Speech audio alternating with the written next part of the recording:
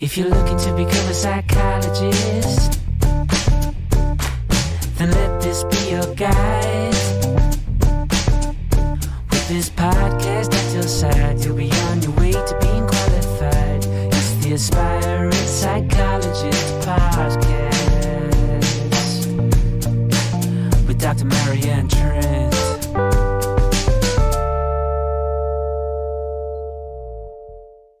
Hi, welcome along to the Aspiring Psychologist podcast. If you are watching on YouTube, you will have noticed that I am actually talking to camera. This is just little old me, but I'm also on camera today. So if you're not listening on YouTube, you could come along and see me talk through what we're going to be talking to about today, but there is no pressure. So if you are in the UK at the moment, you will have noticed there's lots of stuff in the media still about grief and, people talking about a grief hangover. And that's something that people have been telling me about kind of personally and professionally.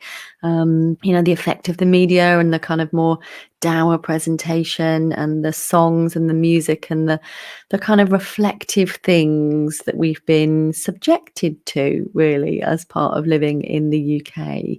That can feel tricky because what we know is that it doesn't always feel safe to be sad. But for me, I very much try to live by my values and my values as a psychologist. And I think that being able to tap into all of our range of emotions, including sadness, which is key, is very important to me, both personally and professionally. So, I'm always intrigued to know what your values are. Today, we're going to be doing a values exercise for me, based on me, using some acceptance and commitment therapy values cards. So why don't you, see how you get on with this exercise? In fact, if you'd like to come on and do an Aspiring Psychologist set of values episode, let me know and I'll have you on as a guest. Let me know if you'd be up for that. So what we're going to do is we're firstly going to pick the goal I want to work on, and then I'm going to identify my core values out of a big set of values. So let's get on with that. So picking from the life domains, can I show you that so that you can see it on camera? We've got family, parenting, intimate partner, friends and social life, work and career, health, education and learning, environment, community, spirituality, personal growth and leisure. And I am going to, because we're talking about psychology, I'm going to talk about work and career in this. So there's a massive stack of values to work through. And what I've done is I've picked a section of them, a selection of them, and then I've whittled down the ones that are most important to me. So in no particular order, we have cooperation. So to be cooperative and collaborative with others. We have contribution, to contribute, give, help, assist, share, or be generous. Creativity, to be creative or innovative at work or at play.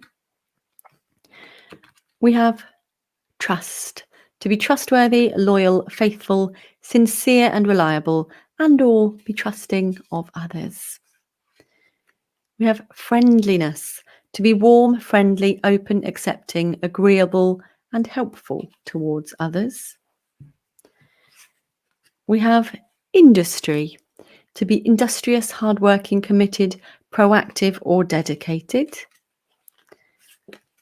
You have honesty, to be honest, truthful, and sincere with myself and others. Safety, to secure, protect, or ensure my own safety or that of others. Compassion, to act kindly towards myself and or others when in pain. Courage, to be courageous or brave, to persist in the face of fear, uncertainty, and threatening circumstances. Connection, to engage fully in whatever I'm doing, to give the activity or the person I'm with my full attention. And last but not least, curiosity, to be curious, open-minded, and interested, eager to explore, discover, and learn. And out of those, I picked some top ones. So I whittled it down to curiosity, connection, courage, compassion, and friendliness. But that is too many. So, and trust. That's too many. So I'm going to go for compassion, connection. I'm going to go for 4. Technically, we're only supposed to have 3. Curiosity and courage. And the rest of them, I'm going to say, thank you. You're very important to me. But my core values as a professional are those of curiosity, courage, connection, and compassion. Now, already I'm thinking, oh no, I miss those other bits. But I think these are, my core values, I think. Okay, so the next part of this activity is living your values. So when I'm living by these values of compassion, connection, courage, and curiosity, how do I treat myself? How do I treat others? How do I treat my body? How do I treat my work and education? How do I treat my interests or hobbies? And how do I treat the world around me? Okay, so when I treat myself, I very much practice being compassionate these days. And that was something that I didn't really have along my journey to being an aspiring psychologist. And so very much in the upcoming Aspiring Psychologist book, I encourage you, and the other people within that book encourage you to be self-compassionate. And I think that is absolutely key. And we have a foreword by Dr. Chris Irons in the book as well, who is one of the very leading voices in self-compassion and compassion-focused therapy right now. So it's a real privilege to have him in the book. I'm very grateful for him saying yes.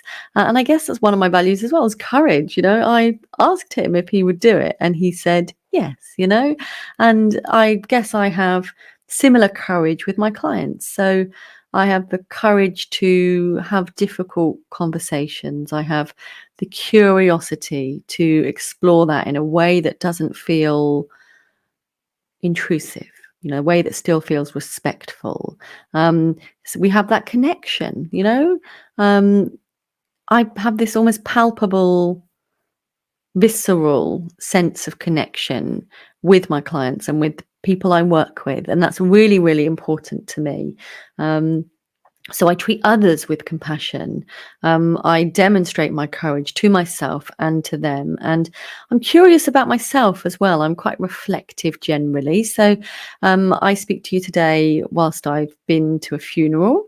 Part of the grief continues. I'm hoping that's going to be it for us for now, for the next foreseeable. But, I'm always curious about that. I'm curious to hear about others' lives and to learn about other people. I was just doing a live just before I started this podcast, and I saw that my postman was back after a very long period of what I was assuming was sickness absence. But I actually went and stopped. Well, he rang the doorbell, and my husband was out. But I went to go and answer the door, and I stopped the live and then came back to it. I was curious about him because I have a connection with him, and I felt compassionate to him. And courageous as well. So I was like, oh, how are you? How have you been? And he told me a story, and I ended up singing him the song that my children had made up about him, about where he might be. It was basically his name, which I won't tell you because it's not appropriate for me to do that. And ends in all the verses are different country names where he might be.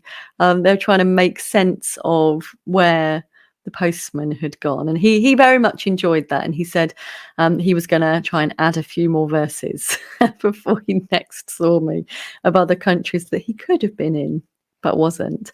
So yeah, I just try to be curious with everybody, really, and I'm curious at work, treating my interests or hobbies. I don't feel like I've got many at the moment. It's mainly writing books, and that's kind of taking a lot of time. But I'm going to the theatre tomorrow, and I'm also going the next week, which is entirely accidental scheduling. And I guess, am I going to be curious about that? I'm kind of curious because I'm going to be seeing something that I don't really remember wanting to see, and yet apparently I did agree to go and see it, and that's Mamma Mia. I'm not hugely looking forward to it. It's also my wedding anniversary that it's on, and so I didn't remember where I was going, because I would have thought originally I said no to going out on my wedding anniversary day. So I'm curious about that. How's that going to be? I think sometimes, as my sister-in-law just said to me, if you've got low expectations, then you're easily pleased. And I think that's going to be the case for this musical that I'm going to. So that's living by my values. So how would I set goals in the next 24 hours, in the next week, in the next 2 weeks, month, year, and decade? Decade's a big one, isn't it? So I would want to continue to be connected with others. So even though I do lots of passive stuff, I will always do one-to-one client work, because it's really important to me to have that sense of connection and to be able to help demonstrate my skills in compassion, curiosity, and courage. So in the next decade, I would hope to still be seeing clients and in holding on to those values that will very much keep me grounded and keep me focused. And I really liked that when I was working in the NHS, some of the people in more senior management had still kept a very small caseload, because I guess that sense of connection and sense of doing something, an industry, was really important to them, to be doing their core profession. And I absolutely think that I would have been the same as well. So I probably would have been, if I'd progressed, I'd have been the chief exec that still had, a clinic and saw 3 clients a week, because it's really important to me to do that. So yeah, I think I've got an idea of where my work is going. Perhaps would like to do some more training in compassion-focused therapy, and to continue with my supervisory relationships as well, for connection and curiosity. So I'm going to whip through these because we haven't got a super amount of time. So I'm not going to do action planning, which is where we look at the actions we take to achieve the goals. We're going to look at encouraging values, and we're going to look at that after this short break, which I hope you enjoy. Enjoy the jingle, won't you?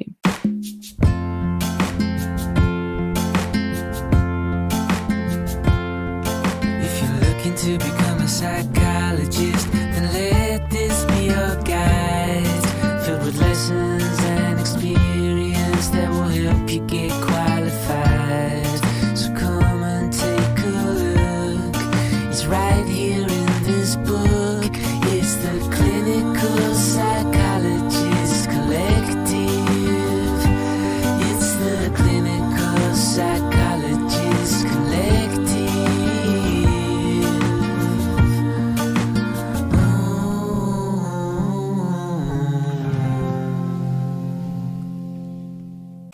Clinical Psychologist Collective book is the book to read for aspiring psychologists. Like most aspiring psychologists, I've read all the books about becoming a clinical psychologist. While other books break down the entry criteria and speak of the course's competitiveness, the Clinical Psychologist Collective reveals the varied journeys and individual differences of those who've gotten onto and completed training. It inspired me to embrace my own journey and make the most of my experiences and identity. If you read one book about becoming a clinical psychologist, this is it. If you buy someone who aspires to be a clinical psychologist a book, this is it. This book will help Fresh and blossom into a more diverse group of mental health practitioners who use their backgrounds to enhance their ability to support those we serve.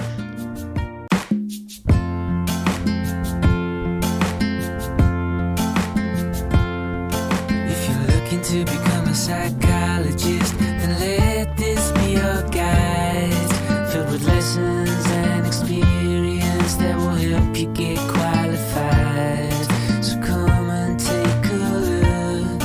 It's right here in this book. It's the Clinical Psychologist Collective. It's the Clinical Psychologist Collective.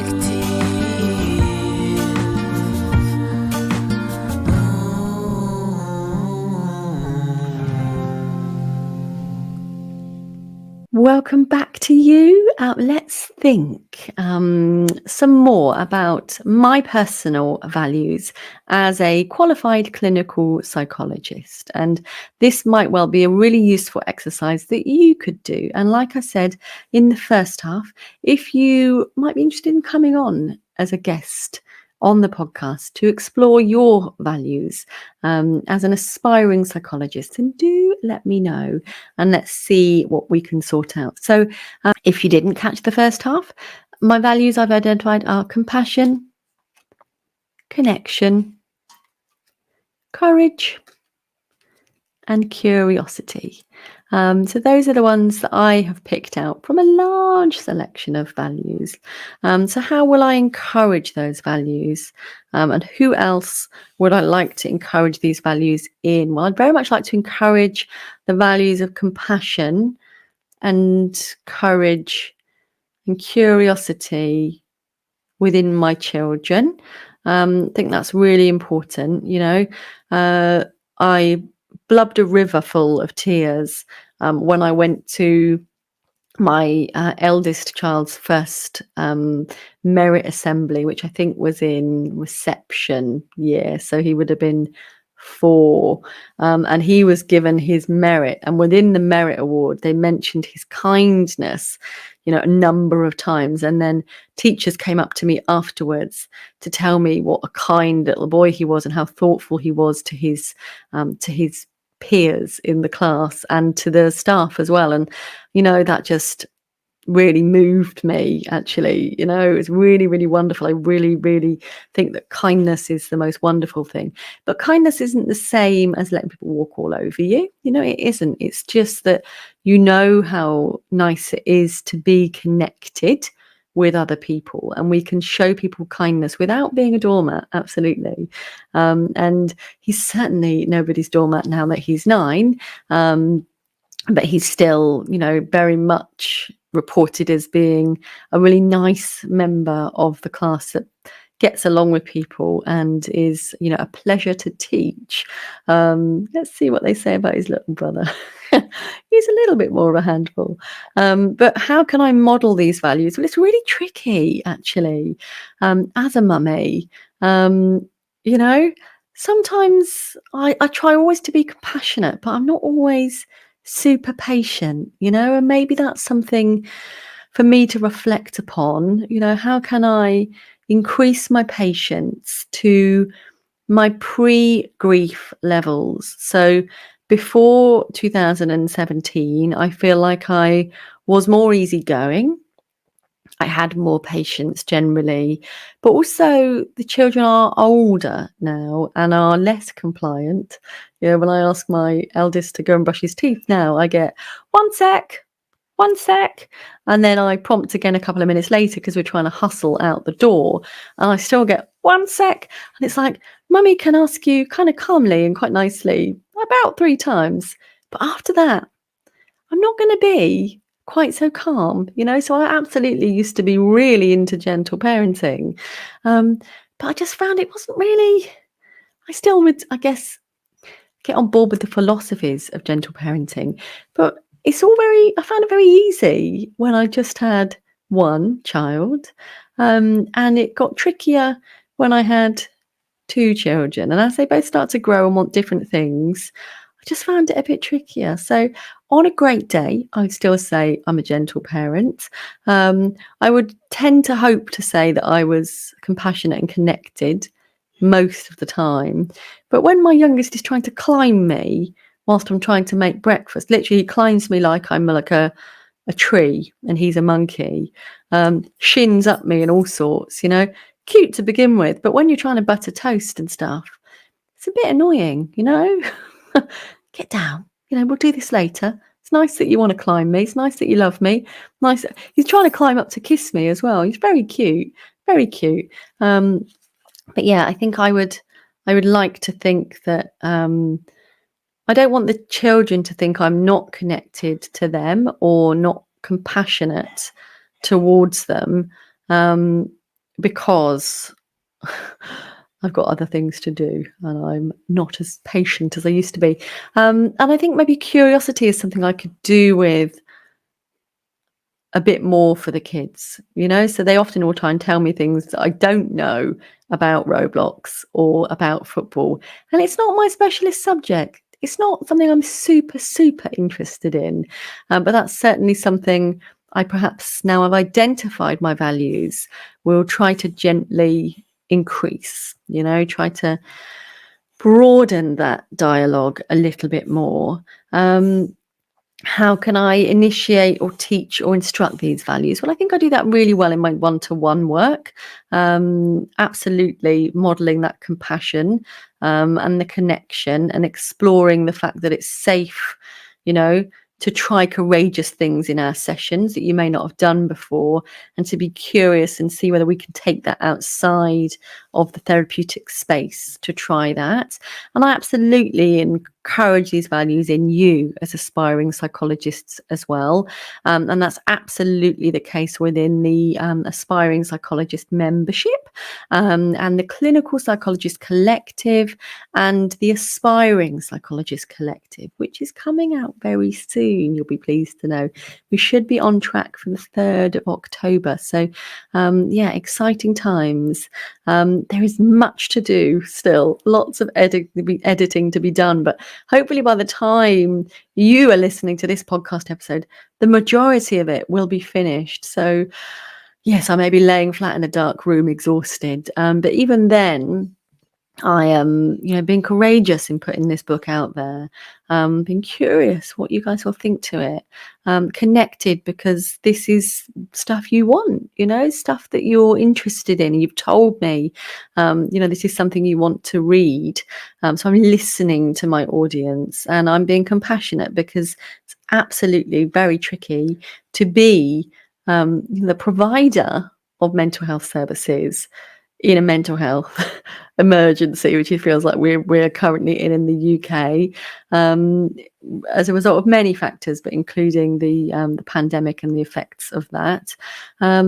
So I try to make sure that I am initiating and teaching those well.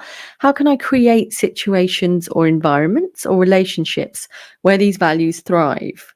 So I guess, I can continue to offer sessions to new clients. I can continue to offer supervision, coaching sessions, and one-to-one therapy. Did I say that already? I think I did. And I can continue to help my members in the membership to be really curious, to be really courageous, to connect with myself and with others and with the clients they're working for in a compassionate way. How can we reward these values when you see them in others? So absolutely, when I see people reaching out to their network and being connected, that's something really to celebrate.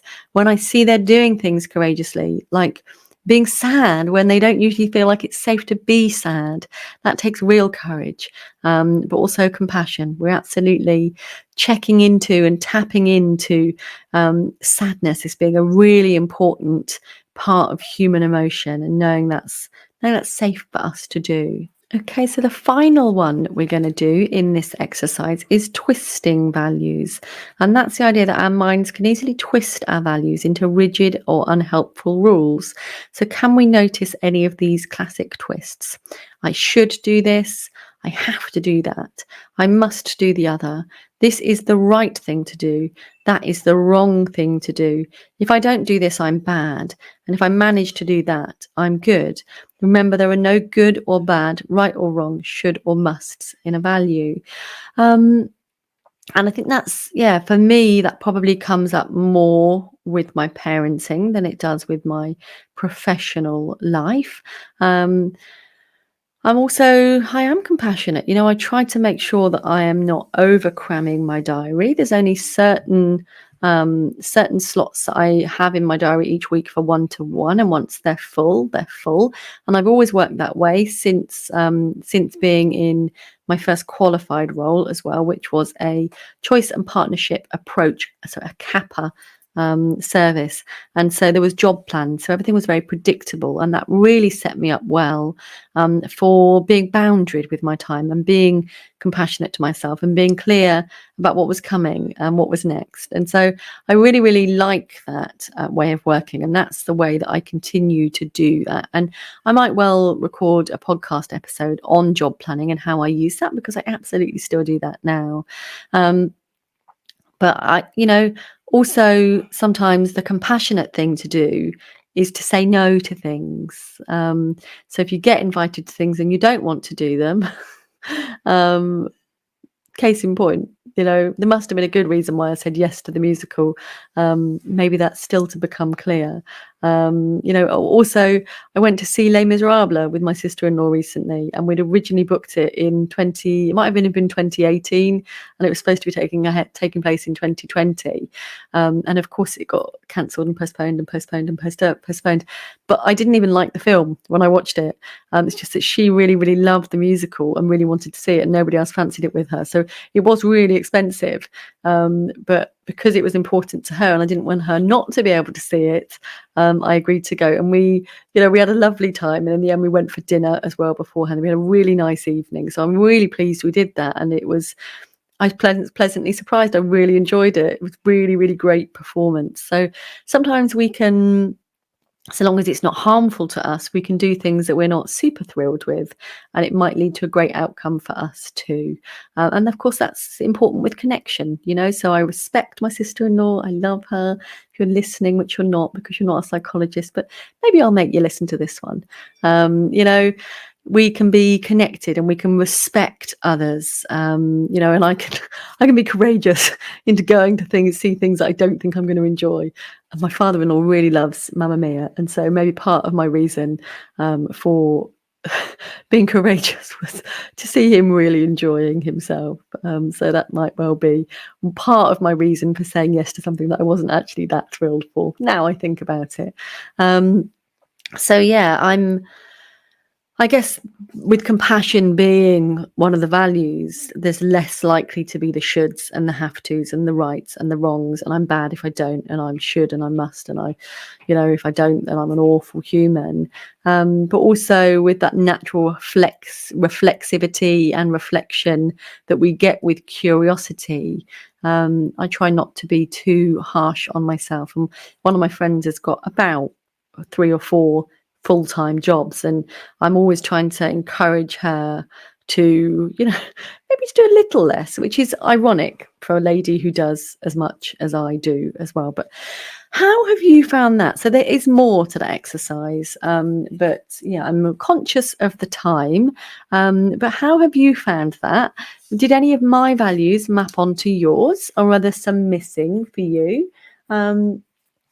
Why don't you jot down your thoughts, and why don't you come on over to the Aspiring Psychologist community on Facebook? Join us there, and let's discuss this episode and what it might have evoked for you.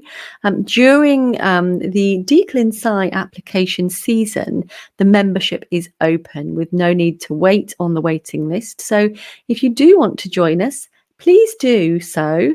It would be a pleasure to have you there. We have got our Mindfulness course, which is running in September, October and November. It's an 8-week program. And if you dive in now, you can absolutely come and watch the first one on replay. Then you can come along to all other 7 sessions live. And it's just going to be so wonderful. People in the membership are really looking forward to it. And we can help make this your most compassionate, mindful application season yet. Please do like and subscribe both on the YouTube channel and on your favorite podcast outlet of choice. I am going to get myself a nice cup of tea. I don't often allow myself to drink green tea with lemon anymore. Clipper is my favorite because caffeine doesn't always love me, but I'm feeling that after a day of sadness and reflection, that what I'm going to do next is, before going to get the children, I'm going to make myself a nice cup of green tea with lemon in my favorite mug. I'm going to sit on the sofa and I'm going to mindfully enjoy that. So, sometimes we can take small moments of self-care. Self-care is not always face packs and manicures. Just to, rather than squeeze an extra, 30, 40 minutes into my day, like I've done with doing this podcast, just to allow ourselves just a little bit of decompression time to tell ourselves that we really are very special. We're doing a good job. We deserve to be looked after. So how might there be some flex in your day to look after yourself? Hope as ever this has been useful for you. You'll be very pleased to know that with the birth of the new book, The Aspiring Psychologist Collective, that there might well be another jingle in the pipeline, which is always very exciting. I haven't even heard it yet. Very much looking forward to sharing that with you too.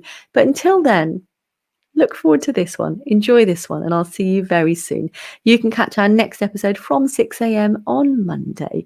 Thank you so much for being part of my world. This is episode 42, and if you've been here all throughout, thank you so much. It means the absolute world. Take care, guys. Bye.